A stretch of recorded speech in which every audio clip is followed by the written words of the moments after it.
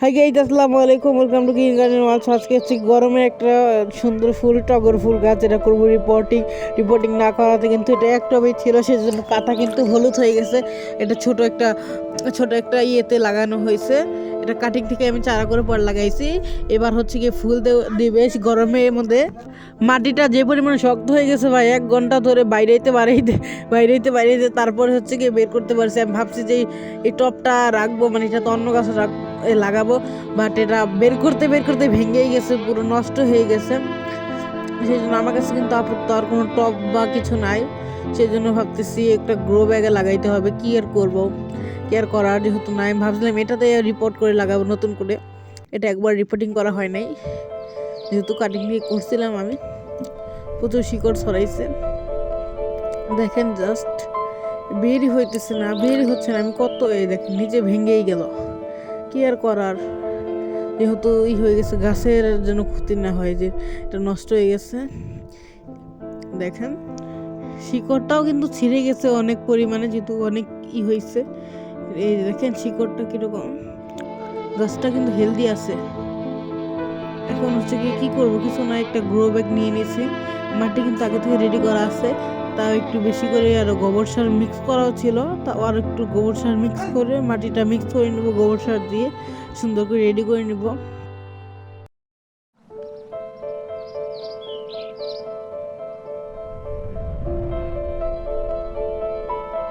এখন চলেন গাইস একটা অন্য জিনিস দেখাই, সেটা গাছেরই। সো এটা হচ্ছে কি অর্গানিক গোবর সার। এটা আমি নিজের হাতেই বানাইছি, বা নিজে অনেক দিন লাগছে এটা বানাইতে। আমি দেখেন অনেক পরিমাণে বানাইছি, এটা অনেক পরিশ্রম লাগে এটা বানাইতে। অর্গানিক একবারে দেখেন কি সুন্দর। এটা রোদে শুকিয়ে গোবর, তারপরে ভেঙে, তারপরে চেলে নিয়ে তারপরে বানিয়েছি একবারে অর্গানিক। এটা চাইলে আপনারা আমার কাছ থেকে নিতে পারেন, পারচেস করতে পারেন খুব রিজনেবল প্রাইসের মধ্যে। দেখেন কত পরিমাণে প্রিমিয়াম এটা। এটা কিন্তু গাছের জন্য একবারে পারফেক্ট। সো কথা বলতে বলতে যে এখানে আমি গ্রো ব্যাগে মাটিগুলো দিয়ে দিচ্ছি, খুব সুন্দর করে মাটিগুলা দিয়ে দিলাম। মাটিগুলা কিন্তু একবারে ঝুরঝুরে, সেই জন্য আমি দিয়ে দিচ্ছি মাটি। কিন্তু আমি সব চেলে গাছ লাগাই, আগে আমি এরকম করতাম না, আগে যেরকম ছিল এরকম মাটি দিয়ে লাগাই দিতাম, বাট এখন হচ্ছে কি চেলে লাগাই। দেখেন পরিপূর্ণ করেছি, বা পুরোটা করি নাই। এখন গাছটা হচ্ছে কি আমি লাগিয়ে দিব এখানে সুন্দর করে সেফলি, যেন শিকড় টিকড় কিছু নষ্ট না হয়। এখন দেখেন কি সুন্দর করে এই মাটিগুলো জাস্ট দেখেন কি পরিমাণে সুন্দর হয়েছে।